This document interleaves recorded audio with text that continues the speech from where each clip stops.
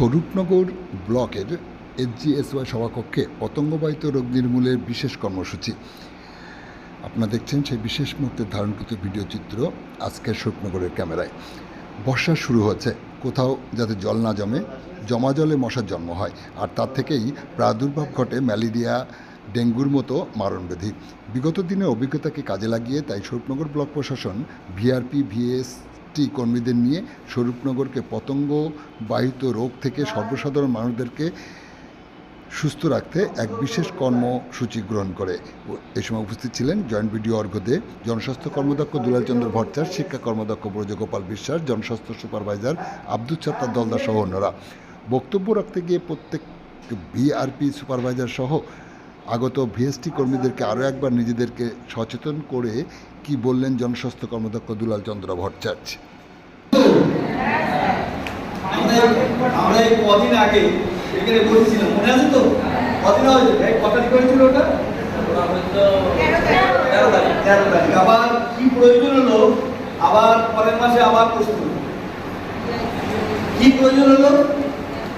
সেদিন তো আমরা অনেক কথাই বলেছিলাম, আমাদের কিছু অসুবিধা দেখা দিয়েছে, সেই জন্য নতুন করে আবার একটু ওরিয়েন্টেশনের মাধ্যমে সবার কাছে পৌঁছতে চাচ্ছি। আমাদের কাজ স্বরূপনগরকে ভাইরাস মুক্ত করা, স্বরূপনগর থেকে সমস্ত রকম অসুখকে দূর করা, এটাই আমাদের কাজ। একটা কাজ করতে গেলে ভুল হয়, আমাদের একটা ভুল হয়েছে, আমরা সে ভুল সংশোধন করেছি। এবার আমাদের যে দায়িত্ব দেওয়া হয়েছে সেই দায়িত্বটা আমাদের পালন করতে হবে। সবচাইতে বড় কথা, কোনো কাজ পাওয়ার আগে আমাদের মধ্যে যে চিন্তা ভাবনা থাকে যে আমরা সবাই মিলে কাজ করব এবং আমরা সংখ্যায় খুব কম নয়, স্বরূপনগরকে কেন ভাইরাস মুক্ত করতে পারবো না, স্বরূপনগরে কেন পতঙ্গবাহী যে সমস্ত জীবাণু দহনকারী মশা মাছি থেকে শুরু করে যারা আছে তাদেরকে তাড়াতে পারবো না, এই ব্যাপারটা আমাদেরকে সবাইকে শেয়ার করতে হবে, সবাইকে চিন্তা করতে হবে, আমাদের উপর দায়িত্ব। অর্থাৎ দায়িত্ব পালন করার জন্যই আমরা, এর ব্যতিক্রম কিছুই নেই। গতদিন মানে গত 13 তারিখে আমরা বলেছিলাম অ্যাপের মাধ্যমে আমাদের কাজের একটা হিসাব দিতে হবে। আমরা কোন বাড়িতে যাচ্ছি, কিভাবে কাজ করছি, তার একটা হিসাব আমাদেরকে দিতে হবে। দৈনন্দিন কতটা করে কাজ করতে হবে সে কাজের একটা হিসাব আমাদেরকে রাখতে হবে। আমাদের 15 দিনে কতটা কাজ করতে হবে এসবগুলো আর বলার প্রয়োজন নেই, কারণ আমরা সবাই জেনে গেছি। ভুল না হলে জানতাম না, ভুল হওয়ার পরে আমরা সবাই জেনে গেছি আমার কি দায়িত্ব, আমার কি করার কথা। এরপরেও আবার কিছু কথা আসছে, আমরা জেনেও কেউ আমাদের যে লক্ষ্য আছে সেই লক্ষ্য পর্যন্ত পৌঁছতে পারছি না, থেমে যাচ্ছে। আবার আমরা তো সবাই একটু বুদ্ধিমান মানুষ, আমরা আবার আমাদের বুদ্ধি খাটিয়ে এর আবার ব্যাখ্যা দেওয়ার চেষ্টা করছি। এর থেকে পেছাবার জায়গায় কেউ নেই। আমার যদি মনে করি আমি সোমবারে বাড়ি থাকবো না, আমার আমার বাপের বাড়ি, আমার ননদের বিয়ে আছে, আমার সেখানে যেতে হবে, তাহলে সোমবারের কাজটাও আমাকে করতে হবে। কিভাবে? সোমবারে অ্যাবসেন্ট হবো না, সোমবারে অন্তত একটা বাড়ি বা 2 বাড়ি করবো। মঙ্গলবারে গিয়ে যদি আমি বাড়ি আসি, মঙ্গলবারে আমার দায়িত্ব কি থাকবে? আজকে 38 আর মঙ্গলবারে 40, তার কত হলো? 78। আমার 78টা করতে হবে। এর থেকে পেছাবার জায়গা নেই।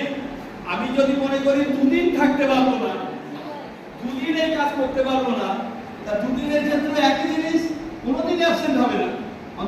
ওই 2 দিনের যে 120টা কেস, 120টা বাড়িতে আমার ভিজিট, 120টা বাড়ি থেকে রিপোর্ট করতে হবে, সেটা কিন্তু পিছবার জায়গা আমার নেই।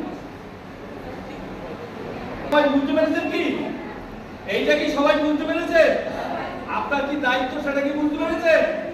হ্যাঁ, আমার যে দায়িত্ব দৈনিক 40টা বাড়ি যাওয়া, এভারেজ 40টা বাড়ি, আমাকে এভারেজ 40টা বাড়ি আমাকে যেতে হবে। কতগুলো বাড়ির দায়িত্ব দেওয়া আছে?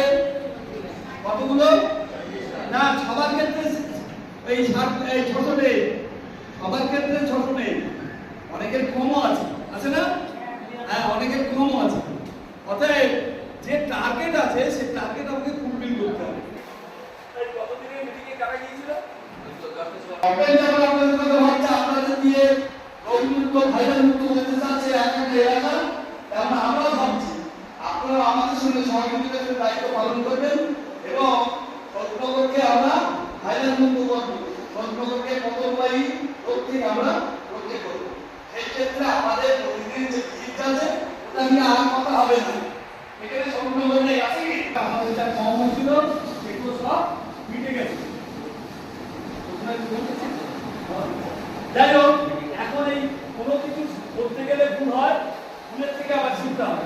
আমরা কিন্তু আমাদের জায়গায় পৌঁছেছি যে আমাদের আর ভুল হবে না এবং আগামী দিনে পুরো কেউ কেউ ভুল ভাবছে যে আমি না করলেও হবে, থাকবেন আপনার নাম কিন্তু দেখা যাবে যে আপনি কতটা করবেন কতটা করেন।